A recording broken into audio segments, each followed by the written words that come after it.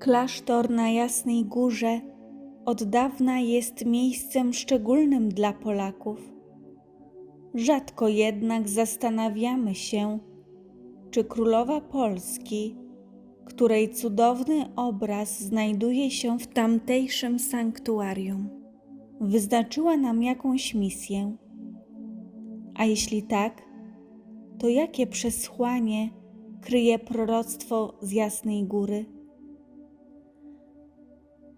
W naszych rozważaniach na temat głębokiego związku Polaków z Matką Bożą często zapominamy, że to nie my wybraliśmy Maryję na naszą królową, ale ona wybrała nasz kraj, by nim rządzić i powierzyć mu misję na czasy ostateczne. Nie ma wątpliwości, że tak jak Bóg dał Maryi kluczową rolę we wcieleniu, tak teraz przyznaje jej ważne zadanie w przygotowaniu świata na ponowne przyjście Chrystusa. Wygląda na to, że Polska ma tu do odegrania ważną rolę. Maryja wyraziła swoje pragnienie królowania Polsce włoskiemu jezuicie Giulio Mancinellemu w XVI wieku. Święta Pani zapytała go, dlaczego wśród wielu tytułów, którymi ją czci, nie wymienia tytułu królowej Polski. Kapłan zgłębił temat. Udał się do Krakowa na grób świętego Stanisława i tam uzyskał potwierdzenie. Polska jest królestwem Maryi. W kolejnych objawieniach Maryja mówiła o konieczności poświęcenia jej Polski, co stało się w następnym stuleciu dzięki ślubom lwowskim, odnawianym kilka wieków później przez kardynała Stefana Wyszyńskiego. Czego konkretnie Maryja oczekuje od Polski? Historia naszego kraju, odczytywana w aspekcie duchowym, jasno to pokazuje.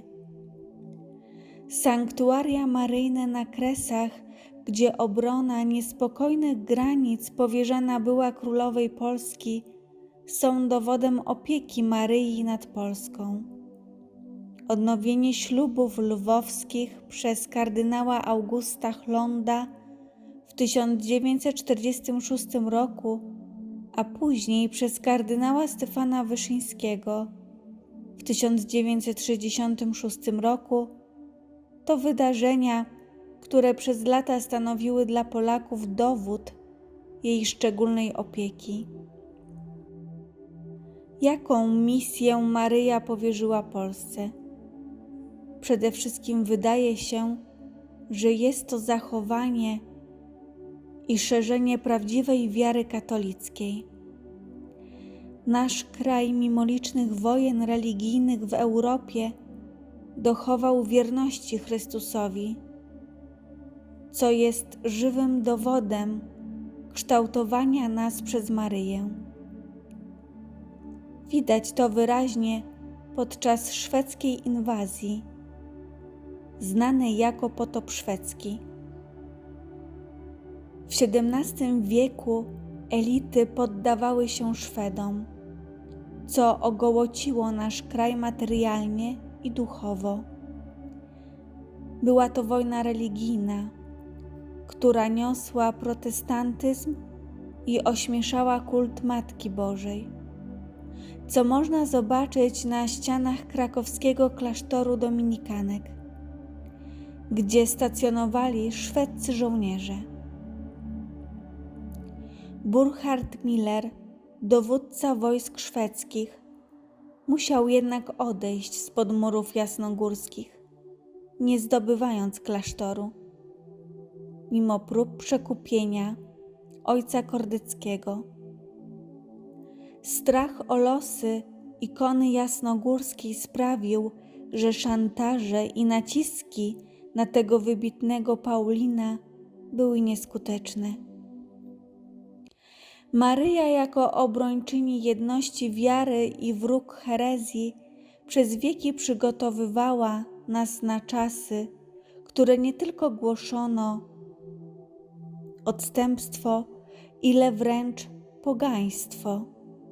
Jako królowa Polski, której królowania widomym znakiem jest obraz Matki Bożej Częstochowskiej, oczekuje od nas, że będziemy nie tylko obrońcami wiary, ale także odważnymi jej głosicielami. Ważne jednak, byśmy nie popadli w pychę, przekonani o wyjątkowej roli Polski. Nie chodzi o uprzywilejowanie czy poczucie wyższości wobec innych. Sama prośba o pomoc Maryi nie wystarczy. Poprzez wierność Bogu powinniśmy ułatwić jej wsparcie w naszym zwycięstwie. Tak jak to miało miejsce w czasie potopu szwedzkiego.